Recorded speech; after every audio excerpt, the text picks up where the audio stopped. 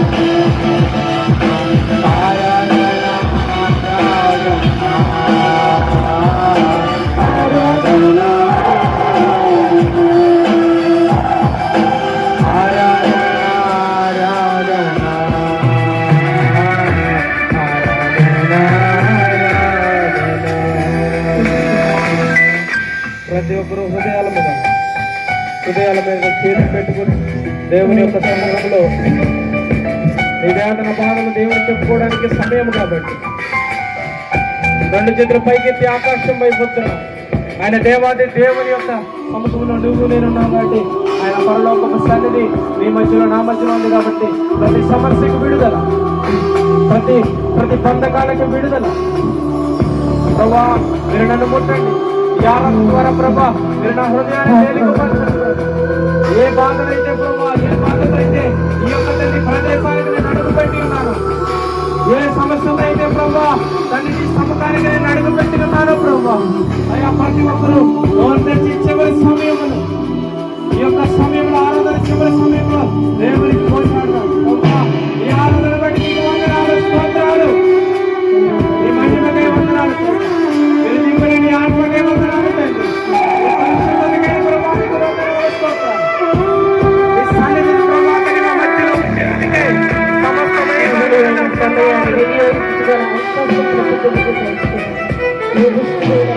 వ్యక్తిని బలహీనపరచబడి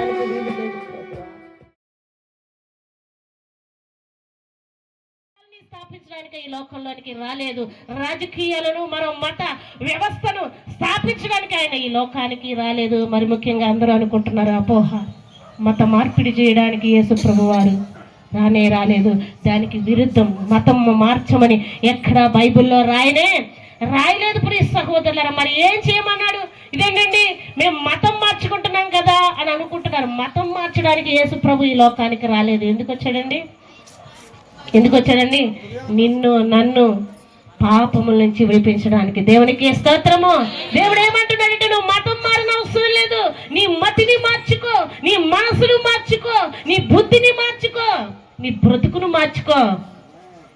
నువ్వు బ్రతుకును మార్చుకుని నీ మనస్సును మార్చుకుని నూతనముగా జీవిస్తే అది నాకు ఆనందకరము, అది నాకు అనుకూలము తప్ప నువ్వు అక్కడక్కడ అందులో ఇందులో మునిగి నువ్వు ఏదేదో చేసేస్తున్నారని భ్రమలో బ్రతకటానికి కాదు ఈ సువార్త. దేవునికి స్తోత్రము.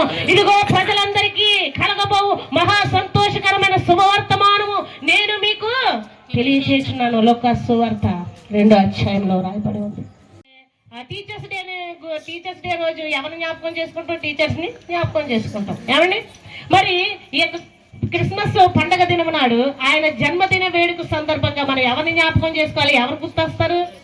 కానీ ఈ క్రిస్మస్ ట్రీలు, ఆ స్టార్లు, ఇంకేం గుర్తొస్తాయండి? మరియమ్మ గారు గుర్తొస్తారు కదా. చాలా మంది అయిన మరి హిందువులకు అన్యులు కూడా దేవుడు అంటే తెలియని వాళ్ళు కూడా యేసు ప్రభు వారు ఉన్నారని, ఆ యేసు ప్రభు వారు కన్యామరిగా గర్భమును పుట్టారని, మరి ఆయన పక్కన యేసేపు గారు ఉన్నారని అందరికీ తెలుసు. ప్రియ సహోదరులారా, మరి ఇక ముఖ్యమైన వ్యక్తుల గురించి మనం పరిచయం చేసుకునే ముందు ఈ యొక్క వాక్యం రాయబడింది కనుక మాట్లాడుకుందాం. ప్రజలను వారి పాపముల నుండి ఆయనే రక్షించును, ఆయనకి యేసు అని పేరు పెట్టును. అంటే మరి యేసు అనగా రక్షకుడు, అంటే రక్షించేవాడు, మనల్ని కాపాడే దేవుడు. ఏమండి చూడండి, ఒక బాటసారి అలా రోడ్డు మీద వెళ్ళిపోతా ఉన్నాడు, గాయాలతో పడి ఉన్నాడు. ఆ పడిపోయిన వ్యక్తిని చాలా మంది చూస్తున్నారు కానీ వెళ్ళిపోతా ఉన్నారు. కారణం ఏంటంటే వాళ్ళ బిజీ పనులు. వెళితే ఏమైనా అవుతుందేమో, వెళితే ఏమైనా నాకు ఇబ్బంది కలుగుతుందేమో, అంత అవసరం లేదనుకొని ఎవరికి వాళ్ళు వెళ్ళిపోతారు. కానీ ఒకనొక వ్యక్తి వెళ్తా ఉంటాడు, వెళ్ళి ఆ దీన స్థితిలో ఉన్న వ్యక్తిని చూసి తన గాయాల్ని కడతాడు. ఏమండి ఆ పడిపోయిన వ్యక్తి, దీన స్థితిలో ఉన్న వ్యక్తి మరి ఎవరైనా సహాయమును వేడుకుంటాడా? వేడుకున్న ఎవరు సహాయము చేరు. కానీ ఎవరైతే అడగకుండా ఆదుకుంటారో వారే దేవుడు. దేవునికి స్తోత్రము. ప్రియ సహోదర, అడిగితే సహాయం చేసేవాడు కాదు దేవుడు, అడగకుండానే నీ దగ్గరికి వచ్చి నేను ఆదుకునే దేవుడు. దేశంలో అంతమంది కన్యకలు ఉండగా ఆ యొక్క మరియమ్మ గారిని ఎంచుకోవడానికి గల కారణం ఏమిటంటే ఆమె దేవునితో సహవాసము కలిగి ఉంది. దేవునికి స్తోత్రము. దేవుని మాటకు లోపడుతుంది కనుకనే అంత మరి దూతల్లో ప్రధాన దూత అయినటువంటి గాబ్రియేలు దూత వచ్చి ఆమెకి శుభవార్త పట్టుకొచ్చింది. దేవునికి స్తోత్రం. ఎందుకు ఎన్నిసార్లు దేవునికి స్తోత్రం అంటే మన నోటి నుంచి ఎన్నో అపవిత్రమైన మాటలు, ఎన్నో భయంకరమైనటువంటి మాటలు మన నోటి నుంచి వస్తాయి. కానీ ఈ సమయంలోనైనా దేవుణ్ణి వచ్చిస్తూ ఆయనకి స్తోత్రాలు చెల్లిస్తే మన జీవితము ధన్యకరము. దేవునికి స్తోత్రము. అందుకనే ఎక్కువ దేవుడు పలికిస్తూ ఉంటాడు. మీరు చెబితే మీకు మంచి కలుగుతుంది, మీకు ఆశీర్వాదం వస్తుంది. దేవునికి కదా. ప్రియ సహోదరులారా, ఆ రీతిగా ఈ మరియమ్మ ఏం చేసిందండి? దేవుని మాటకు మరి లోబడింది. మరి వెంటనే మాటలు శ్రద్ధగా నీ హృదయంలో భద్రపరుచుకుంటే ఈ రాత్రి కూడా దేవుడు నీకు అమోఘమైన రాత్రిగా మార్చబోతా ఉన్నాడు. దేవునికి స్తోత్రము.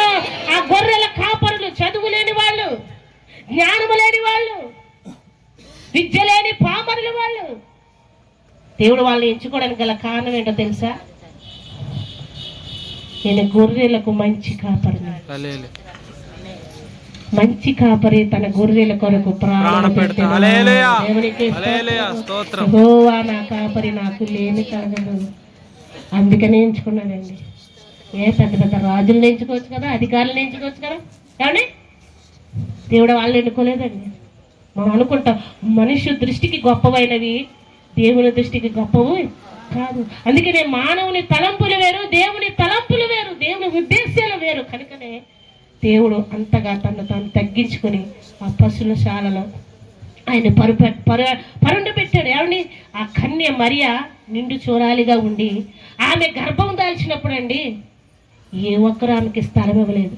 నిండు చూలాలిగా వెళ్తే ఎవరైనా ఆమెకు మరి మరి ఆమె నడవలేని పరిస్థితులు ఉంటే ఎవరైనా సహాయం చేస్తారు, కానీ ఆనాటి దినాలలో ఆమెకి ఎవరు స్థలం ఇవ్వలేదు. కడుపుతో నిండు చూడాలి, నిండు గర్భిణి అలా వెళ్తూ ఉంది, ఎవరైనా స్థలం ఇస్తారేమో నొప్పులతో బాధపడతాము. కానీ ఈ చరిత్ర పురుషుడు, ఈ లోకరక్షకుడు పుట్టడానికి స్థలమైనా లేదు. పసిబిడ్డడైన బాల యేసుని తీసుకెళ్ళి సత్రం దగ్గరికి వెళ్ళిందండి. సత్రం దగ్గర కూడా ఏం లేదండి, స్థలం. ఇక ఏం చేయని పరిస్థితిలో పశువుల పాక ఇచ్చినప్పుడు ఆ పశువుల పాకలో యేసయ్యకు సరైన గుడ్డలు చుట్టడానికి గుడ్డలు కూడా లేదండి, పొత్తి గుడ్డలతో.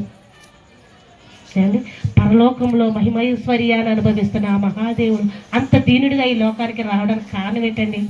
తగ్గించుకొని ఏదో గొప్ప చేసుకోవడానిక, రాజ్యాలను కట్టుకోవడానికండి, రాజుగా ఉండడానికండి? ఏమండి, తరతరాల నుంచి మనం పాపంలో శాపంలో కొట్టి మిట్టాడుతున్న మన జీవితాలని వెలిగించడం కోసం, బ్రతికించడం కోసం, నరకాగ్ని పాలు కాకుండా నువ్వు దేవునితో కలిసి జీవించడం కోసము, నీ ఆత్మను రక్షించడం కోసము అంతగా ఆయన త్యాగం చేశాడు. ఏమండి, ఆకాశ పక్షులకైనా స్థలం ఉంటుంది, గూడు ఉంటుంది, కానీ మనుష్య కుమారుడు తలవాల్చడానికి స్థలము కూడా లేదు. ఇదంతా దీనాతి దీనమండి, చాలా దీనాతి దీనమైన పరిస్థితి. ఈ రోజున క్రిస్మస్ పండగ అంటే సందడే సందడి, సంబరాలే సంబరాలు, జూయట్లు, తీన్ మార్పాటలు, ఇష్టం, డీజే సాంగ్లు, ఇదండి. ఆనాటి తొలి క్రిస్మస్ అలా లేదండి. ఆ కన్య మరియ వేదనతో ఆమె నొప్పులు పడతా ఉన్నప్పుడు యోసేపు గారు కూడా ఏం చేస్తున్నారండి?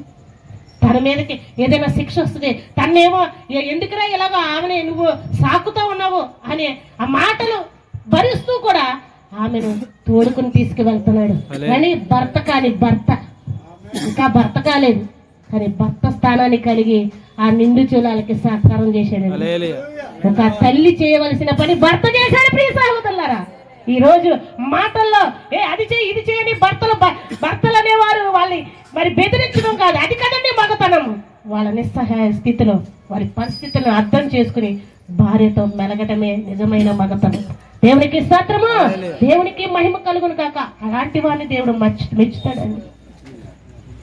అలాగని భార్యలు విర్రవీగిపోవడం కాదండి.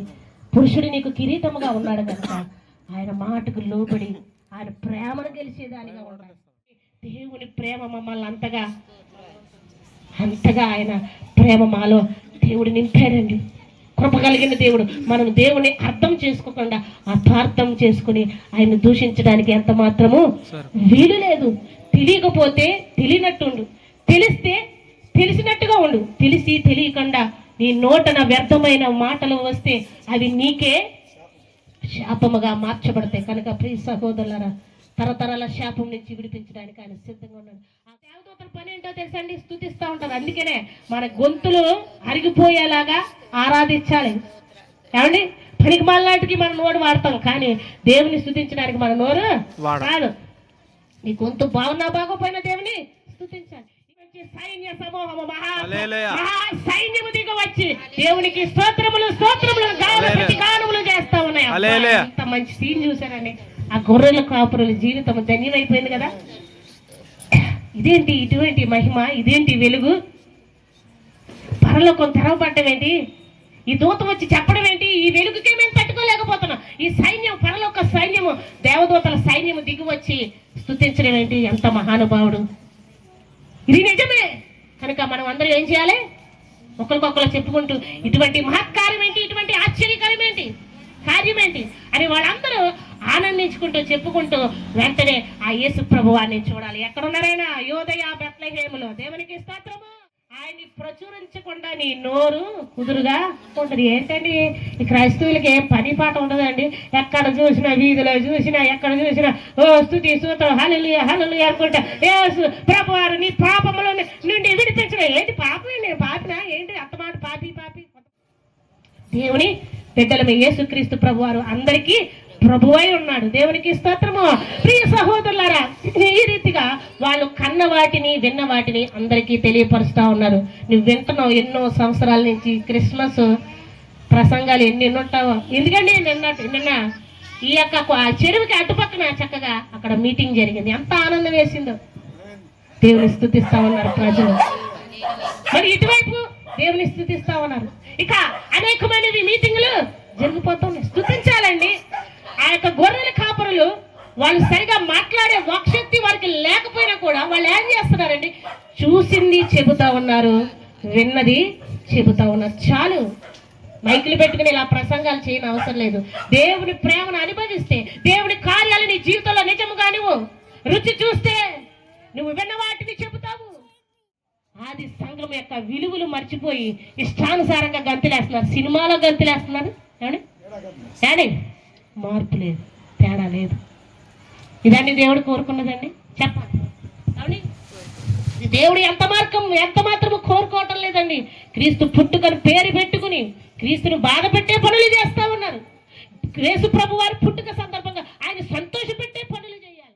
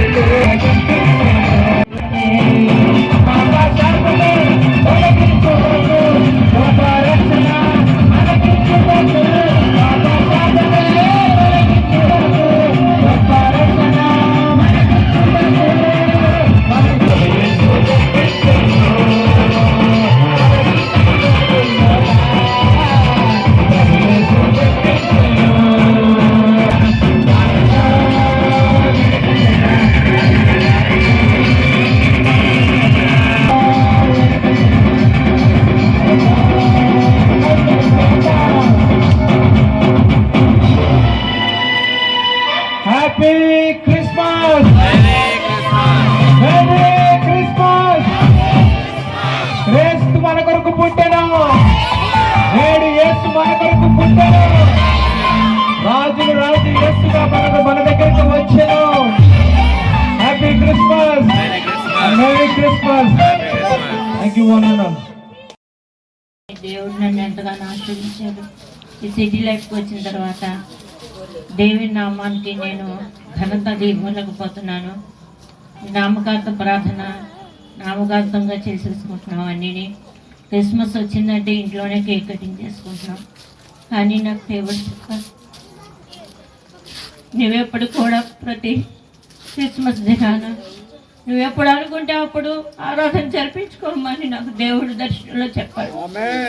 అప్పటి నుంచి నేను ఇప్పటి వరకు కూడా నిజమే నీ ఆరాధన నేను జరిగించుకోలేకపోతున్నాను, నీ మహిమను నేను చాటలేకపోతున్నాను అని చెప్పి నేను చాలా వేదన పడి నేను ఈ క్రిస్మస్ ఆరాధన ఇలా పెట్టుకున్నాను.